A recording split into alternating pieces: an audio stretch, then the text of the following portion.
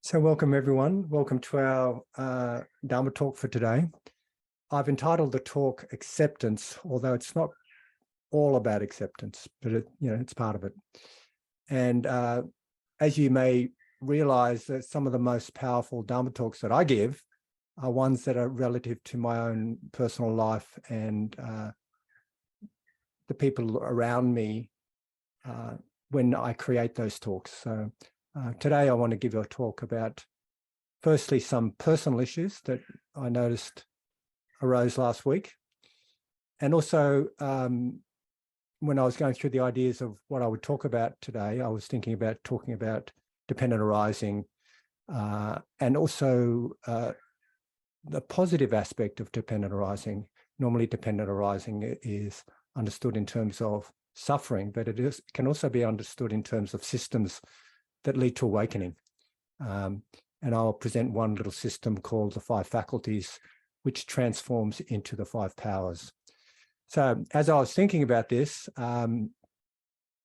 which was last week, I went for a drive also through South Lismore.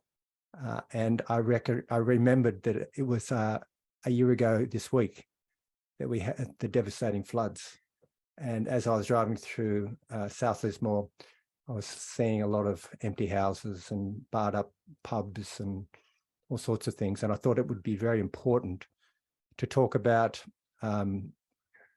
the grief of losing Lismore. This talk has 2 stories. The first story is about freedom from dukkha at the light end of the spectrum, the sort of dukkha of not getting what we want exactly how we want it or when we want it. I mean, it's still dukkha, but it's kind of pretty first world problem dukkha. And the second story is more about the dukkha that it's at the dukkha end of the spectrum, the severe or gross end of the spectrum. And this end of the spectrum, of course, includes birth, aging, sickness, and death. And I'll be talking a little bit about death, as well as pain, grief, lamentation, and despair. This talk will be presented in 2 parts. The first part will involve the first story about freedom from dukkha at the light end of the spectrum, the light end of the dukkha spectrum. And the part 2 will involve the second story, where it's a story about overcoming grief, which is at the gross or the severe end of the dukkha spectrum. Thank you. And I just wanted to say that the more I've come to understand Buddha Dhamma, the more I realized how much I don't know. I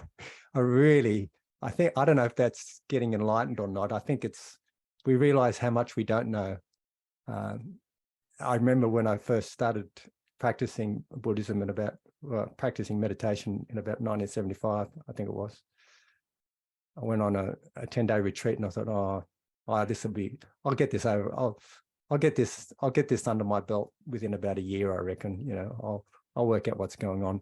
And now, 48 years later, here I am, still kind of working it out. But anyway, the more I realize about Buddha Dhamma, the more I realize how much I don't know.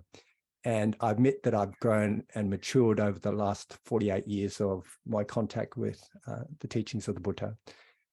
But the more I understand, the more I realize how comprehensive it is and how deep and profound the teachings are. And one profound element of the Buddha's teachings, they're all very profound, but possibly the most profound is the teachings on dependent arising, the principle of dependent arising. And sometimes this principle is called interdependence.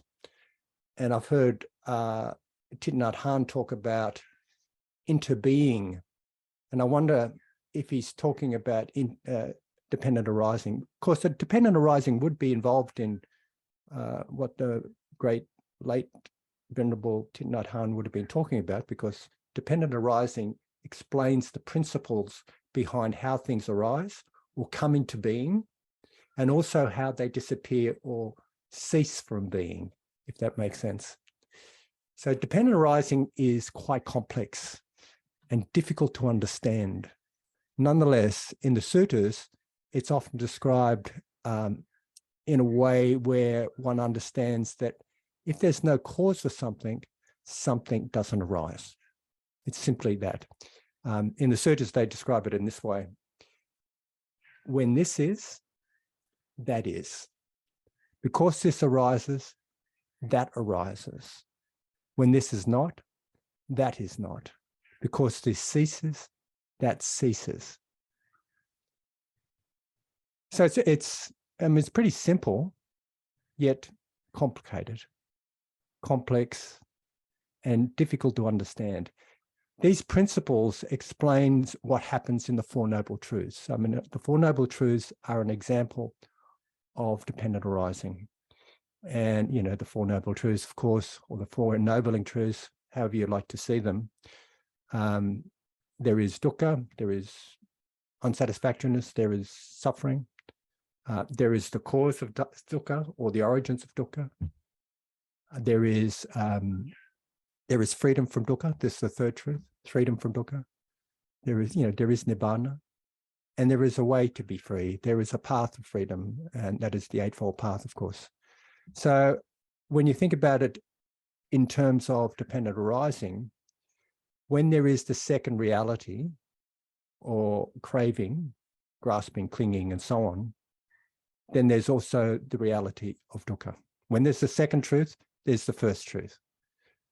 And when there's no craving, no root cause of suffering, and there is the Eightfold Path, then there is also liberation and nibbana. So this cause-effect relationships related. This dependent arising is related in terms of the arising of suffering and also its ceasing, if that makes sense. Dependent arising is often understood as, you know, cause-effect relationships, but it's not thought of, in Buddhism, it's not thought of as cause-effect in a linear process over time, but it's considered as co-arising, which is kind of interesting. And it's co-arising in the only time there is, which is now. As you know, time is really a conceptual framework, a kind of socially accepted and framework for understanding how things organize things. Like I have got a time where I've started my Zoom sessions today, and we all operate on those times. But in fact, the reality of time is that it's just a concept. It's a convenient concept, and it's a very practical concept, but it's just a concept. So what we're talking about with dependent arising is that the only time that things arise or co-arise is now. So it's kind of tricky to get your head around. And often, you know, it's pretty profound, but I think that once one comes to reality, the reality of this moment, putting aside our stories about the future and the past, which is the way we mostly live, when we come to the reality of just now, as Eckhart Tolle regularly talks about, like the power of now, when we come to that reality, we realize that everything arises just now. So often, however, it's thought of in terms of kind of cycles. Dependent arising is thought of in terms of cycles, like interdependent cycles, one thing leading to another, leading to another, leading to another. And it's often understood as 12 cyclic interdependent links. These 12 interdependent links are considered as the wheel of samsara, like getting caught up in the wheel of birth, aging, sickness, and death. And this picture represents the links in this chain. So what we have in this chain is begins with ignorance somewhere, and I think ignorance is probably this picture here. This picture here, the one, I don't know if you can see my arrow on that, but it's the picture of this person almost blind, walking along with a stick, feeling their way. So it begins with ignorance, then it leading to mental formations or mental creations, sankhara, leading to consciousness, leading to nama rupa, which is name and body, or mind and body, sometimes it's understood, leading to the sixth sense basis, meaning sight, sound, smell, touch, taste, and mind, leading to contact with experience, like the six senses make contact with experience, and this gives rise to feelings of pleasantness, unpleasantness, or neither pleasantness or unpleasantness. So I think that's where around about here somewhere in this little diagram. And with feelings, it leads to craving. Craving leads to clinging, becoming, birth, aging, sickness, death, and we arrive back here at ignorance. Now, just as a note, you see in the middle of this circle, there is a pig chasing a rooster, chasing a snake, chasing the tails of each other. The pig represents greed. The rooster represents ignorance. And the snake represents hatred, the three root causes of suffering. So at the root of all this, we have greed, ignorance, and hatred.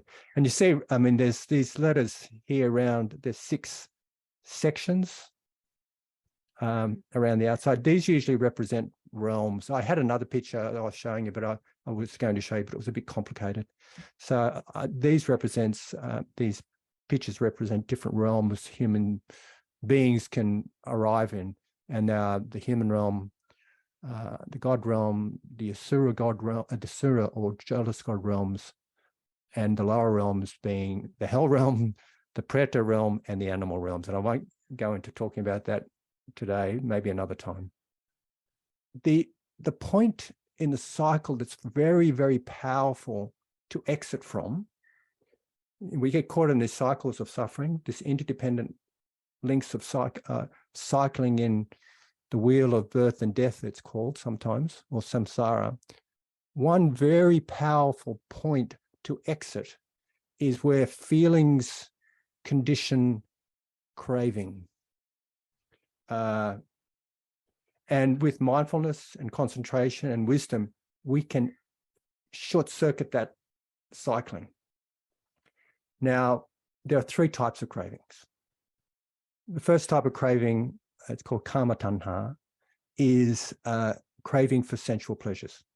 And it's pretty easy to understand this type of craving when we consider our addictions, for example. The next type of craving is called it's called bhava tanha, and it means craving for existence or craving for life, meaning we want to be somebody. You know, we're constantly want to be somebody.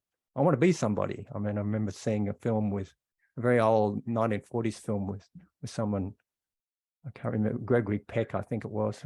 I want to be somebody. It's this craving to be somebody that keeps us stuck on the cycles. And the other type of craving that is talked about is the craving for non-existence. In Pali, it's vibhava tanha. And this is the craving to be blotted out. It's to be nobody, to stop existence. It's this craving to kind of aversion to things, the craving to not be. It's easy to understand the craving for wanting to be, especially when we consider our dissatisfactions with the way we are. Like, we often think of ourselves, our egos, as not good enough, and we want to crave to be somebody better. You know, I want to be the best psychologist in the world, or a really cool person, or I want to be enlightened. And this type of craving, and I was listening to a talk by Achan Amaro, a wonderful Achan Chah tradition monastic, who's the abbot of Amavarati Monastery, north of London in the UK. He's a wonderful man. He gave it, sometimes I listen to his talks online, and he was talking about the craving sensual pleasures, like craving for sensual pleasures is not so strong with monastics because they don't get, so much seduction and so much contact with sensual pleasures. So there's not a lot of craving for them, perhaps. But what is strong with them is the craving to be somebody. Often it's a craving to be enlightened, or a craving to have achievements with meditation. So monastics have to be particularly aware of that craving. Anyway, so, and, the craving for non-existence is, as I said earlier, this craving to push away something. It's a craving to not have something. It's a craving to reject something. And at its extreme levels, it manifests as suicidality, wanting to not be here, wanting to die, for example. So according to the 12 links to dependent arising, which I've explained, craving is key. And if it's nourished, it leads on to grasping, clinging, and then becoming, and further entanglement in a whole range of conditions, leading to becoming and birth and lots of suffering. So, coming to the stories now. Last week, I was reading about and listening to talks about the jhanas. The jhanas are states of deep concentration. Many of you probably heard me talk about the jhanas on occasions. And when I read about them, and I was reading one particular book, actually, it was very interesting, called Jhana Consciousness by Paul Dennison. He's talking and he's writing about the levels of jhanas and their relationship to the particular EEG patterns that are arising in the brain in relationship to the jhanas. It's a very interesting book. I'm only sort of beginning to get through it. But anyway, they're talking about the jhanas, and they're talking about the jhanas at a level that's related to what you would read in the Visuddhimagga, or the Path of Purification, that text that was authored 9 centuries after the Buddha's passing. And these jhanas are quite refined, very refined states of concentration. Sometimes when I read about the jhanas, I get inspired. My heart lifts up because I think, oh, far out. I've experienced, I've tasted that. I've tasted some of those experiences. So when they talk about them, I think, oh, yes, I've had that. Oh, that's really inspiring. But other times, particularly when my kilesa, and some of you may remember what I mean by kilesa. Kilesa refers to mental defilements or mental distortions. Usually kilesa are related to greed, ignorance, and hatred, these tendencies of mind that twist things and distort the way we see things. So sometimes when my kilesa are strong, I come from a place of egoistic desire for achievement. I'll read about the jhanas and I'll start to think about, oh God, no way can I reach those achievements. Oh, my practice is so deficit, I'm not good enough. I'm not clever enough. I'm not skillful enough. I'm not experienced enough. I'm not enlightened enough. Whatever it is, I'm not enough. I'm deficit. And when this happens, I suffer. It is the dukkha of not getting what I want, not achieving what I want. And it is driven by the craving to be somebody.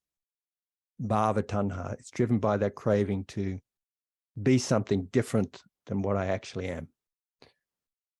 So fortunately, I have a reasonable grasp of Dharma, I think. Fortunately, I can be reasonably mindful, and I notice these things happening, and with mindfulness, I can say, hold on a minute, Malcolm. That's Mara, don't be deceived by Mara. Hold on a minute, Malcolm. With mindfulness, you can see that that's just bhava tanha. That's just craving to be somebody. Hold on a minute. What's really important here? What's really, really important here? And I recognize that when I'm identifying with a conceit, when I'm identifying with a concept, and in this case, it's the concept of I'm not good enough. I'm not enlightened enough. I'm not blah, blah, blah, blah enough.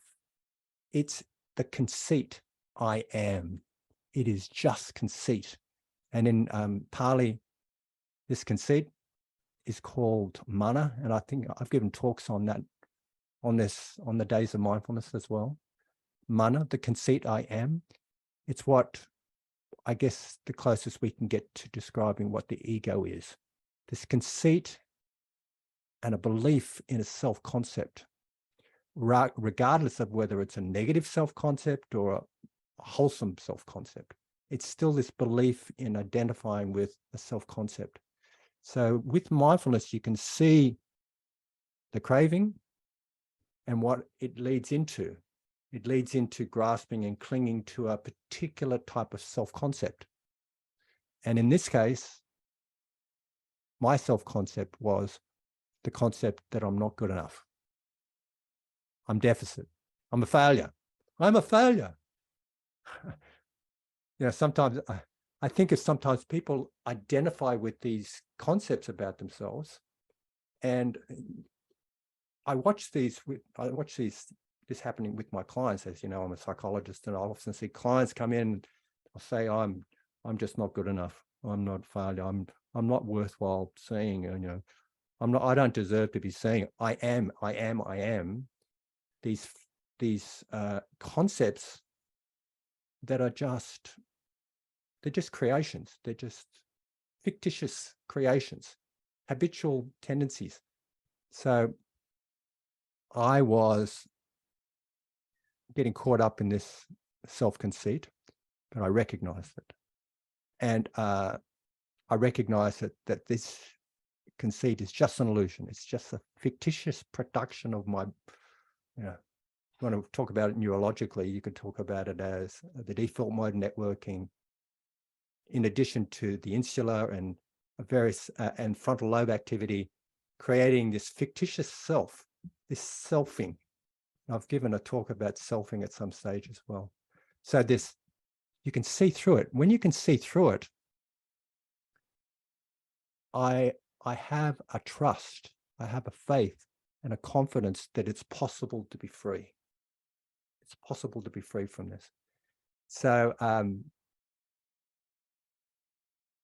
what I noticed that is, if I can be free, if I can have some confidence, and I have a lot of confidence, that's something I feel I'm relatively strong in. In Pali, it's called saddha.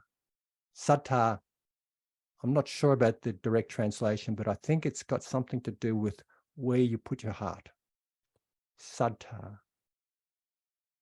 Saddha is often called trust as well. It's often related as confidence. I've got the word hope here, but I think it's probably better explained as hopefulness as opposed to hopelessness. Sometimes hope can be confused with something else. But hopefulness is probably a better way of explaining this feeling of trust. And faith is the way saddha is directly translated often. But of course, sometimes faith is kind of a loaded word in our society. Sometimes it's related to religions, and it's not about that. It's about confidence and faith in a path, in a possibility. So what we have here is a system, and it's called the 5 indriya, or the 5 faculties. And it's an example of dependent arising, again, but in a positive sense, rather than the dependent arising that I was talking about in this cycle of suffering. This one is dependent arising as it's manifest in a way to be free from suffering. So these 5 indriya, and they are trust, effort, mindfulness, concentration, and wisdom. They, when developed, they transform to powers. And they are incredibly powerful. They are real, true powers. Sometimes people think they have power if they're leading, they're madly leading nations. But I think this is real, genuine power, because this is the power to freedom. So what happens when we have trust in something, where we notice that when trust arises, energy arises. Energy is virya in Pali. It also means, sometimes it's described as courageous effort. Sometimes it's described as motivation, determination, perseverance. It's this kind of fuel for us to move forward on the path. It's a, I guess you could call it a bit of an enthusiasm. It's this motivation to do something to move out of our suffering. So trust leads to effort. Effort, when we start to have energy in a particular direction towards awakening, we start to become aware. We start to be present. We start to see things as they are. We start to be mindful. We're attentive and aware. And I've talked about mindfulness as being both attention as well as awareness. Awareness is this kind of a broad, peripheral awareness or consciousness of things. And attention is more focused. So mindfulness goes backwards and forwards between these two areas of very focused on something, seeing the nuances and the subtleties of an experience. And awareness is broad and open, seeing many things that we may not necessarily focus on, but we may need to focus on, like alerting us to things that might be coming our way. When we have mindfulness, when we have awareness, and it's sustained, it starts to become collected energetically. We start to be able to focus our attention or our mental energies so that they hone in on something, and everything else falls away, and we just focus on that particular experience or event. And excuse me a minute, I'm just going to move your pictures around so it looks like I'm looking at you. Can you still see me? Yeah. I hope.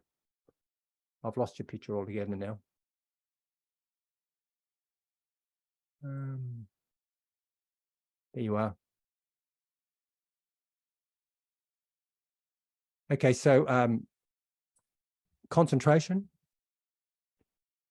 is this stilling and focus and clarification and settling. And with mindfulness and concentration, driven by trust and energy, wisdom arises.